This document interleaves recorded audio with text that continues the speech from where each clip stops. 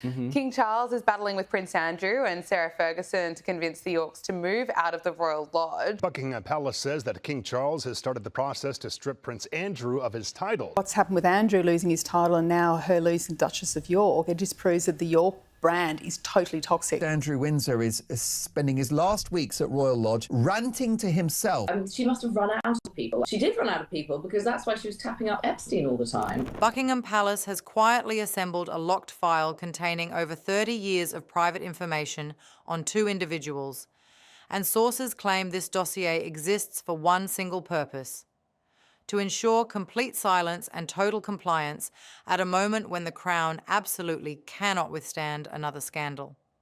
This isn't gossip compiled by tabloid reporters. This is documented behaviour, financial links, compromised friendships, and personal indiscretions that senior palace aides have reportedly decided can no longer remain scattered and unmonitored. The 2 people at the centre of this unprecedented containment operation: Prince Andrew and his ex-wife, Sarah Ferguson. And according to royal insiders, they carry enough damaging material between them to completely detonate the monarchy's public image, if even a fraction of what they know ever became public.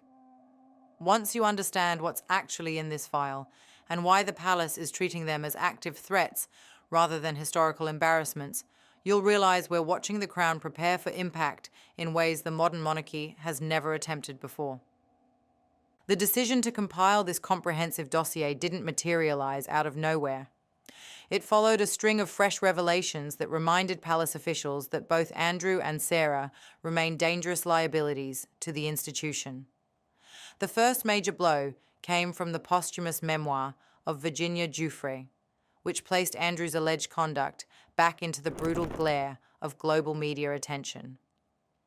Even after her death, the claims she made retained extraordinary power, and palace strategists understood the story was far from dormant or forgotten by the public. Then came the leaked Epstein emails, private messages where Andrew supposedly complained that he couldn't take the mounting pressure anymore. These emails reignited fundamental questions about his judgment and his private actions during periods he claimed to have severed all contact with the convicted offender.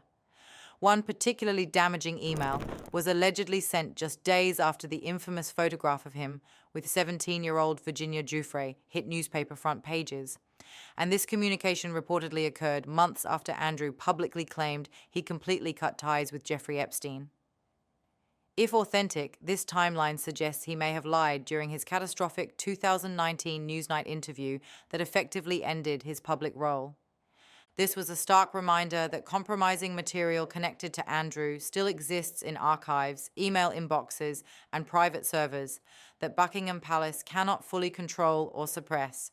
For the monarchy, the nightmares of the past 2 decades were resurfacing with renewed intensity, and the Yorks were once again positioned at the absolute centre of the crisis. Royal insiders say King Charles finally acted after receiving significant pressure from 2 key figures within the family: Prince William and Queen Camilla. William was reportedly furious about Andrew's insistence on issuing pompous, self-referential public statements as if he was still entitled to speak on behalf of the monarchy. These statements infuriated senior staff and made the palace appear weak and unable to control its own disgraced members. Camilla, who has zero patience for the ongoing chaos surrounding Andrew, reportedly urged Charles to draw a definitive line. She has long believed that Andrew and Sarah create unnecessary instability for the institution and that their repeated scandals drain public goodwill from a monarchy already operating under intense scrutiny. This was the climate in which the secret dossier was created. Not as an academic curiosity about royal history, but as a weapon of restraint designed to keep 2 unpredictable individuals from speaking publicly about what they know. The palace has accumulated decades of material concerning Andrew's behaviour. Some has leaked to media outlets over the years. Much has not. Among the documented controversies reportedly contained in this file are allegations that he hosted adult workers during an official taxpayer-funded trip to Hong Kong, claims that he entertained up to 40 such individuals during a visit to Thailand, and his close, inexplicable friendship with Epstein that continued long after Epstein's first criminal conviction became public knowledge. There are also reports from palace staff complaining about his explosive temper, his overwhelming sense of entitlement, and his demeaning treatment of employees who served him. His now infamous refusal to travel anywhere without a personal ironing board, dedicated valet, and a series of absurd demands became running jokes among palace workers who couldn't believe what they were being asked to accommodate. And of course, there's the disastrous Newsnight interview that destroyed whatever remained of his public credibility. He says accusations about him have become a distraction from the royal family. Ever-evolving soap opera, that is, of course, what's happening over at Royal Lodge. The affairs of the royal family tells you that we are living in quite bizarre times. To be simply Andrew Mountbatten Windsor with no letters after his name, no styles before his name, and to lose those military connections as well will really sting. He's living in disgrace. He was stripped of his royal duties, and part of that is he's not really being paid by the monarchy anymore because he doesn't complete any royal duty. This catalogue of problems exists before even touching his questionable financial dealings, his overseas business associates, or the company he kept during years when he apparently believed himself completely untouchable. To state it plainly, Andrew's private world is a comprehensive catalogue of reputational hazards, and the palace has documented all of it. Royal Lodge was the last remaining symbol of Andrew's former status, a sprawling 30-room mansion he clung to with extraordinary determination despite mounting pressure to vacate. But King Charles's patience finally broke completely. The property is no longer his to defend. Andrew will be relocated to a small cottage on the Sandringham estate, a controlled environment with limited staff, no grand halls, and no private wings where questionable visitors might arrive and raise uncomfortable questions. This isn't merely a real estate downgrade, this is strategic containment. But according to multiple sources, even Andrew isn't considered the true danger to the monarchy. The real risk is Sarah Ferguson. Royal biographer Andrew Loney has stated this with stark clarity. Andrew knows everything about what happened during those years, but he will never talk publicly. The problem is that he told all of it to Fergie, which makes her the genuine threat. Despite a long public history of poor judgment and financial chaos, Sarah has always possessed one critical advantage: access. She spent decades positioned directly next to Andrew. She was present for holidays, private dinners, and sensitive financial conversations. She heard late-night confessions, witnessed tense arguments, learned names that were never printed in newspapers, and knows about trips that were never officially logged. She's aware of associates who quietly vanished from Andrew's life after Epstein's downfall. She knows details that have never seen daylight, not because she's inherently malicious, but because she lived inside the story for 30 years, and the palace knows exactly what she could reveal if she ever felt cornered or financially desperate. The dossier reportedly includes Sarah's own string of serious indiscretions, which palace officials have not forgotten or forgiven. These include her attempt to sell access to Andrew to undercover reporters in an infamous sting operation, her mountain of unpaid debts, and her long reliance on wealthy benefactors to bail her out of financial crises, the £15,000 loan she accepted from Epstein and their continued relationship despite his conviction, the persistent reports of extraordinarily heavy spending, including £65,000 on a personal trainer she only saw twice annually, and her unfortunate tendency to speak casually in media interviews about private royal matters that should remain confidential. These incidents paint a clear portrait for palace strategists. Fergie is impulsive, financially vulnerable, and fundamentally unpredictable. This combination of traits makes her genuinely dangerous to the monarchy's carefully managed public image. In the past year alone, Sarah has generated several new headaches for Buckingham Palace. Her children's book was abruptly withdrawn from sale without any public explanation, raising fresh questions about what might have been contained in that manuscript.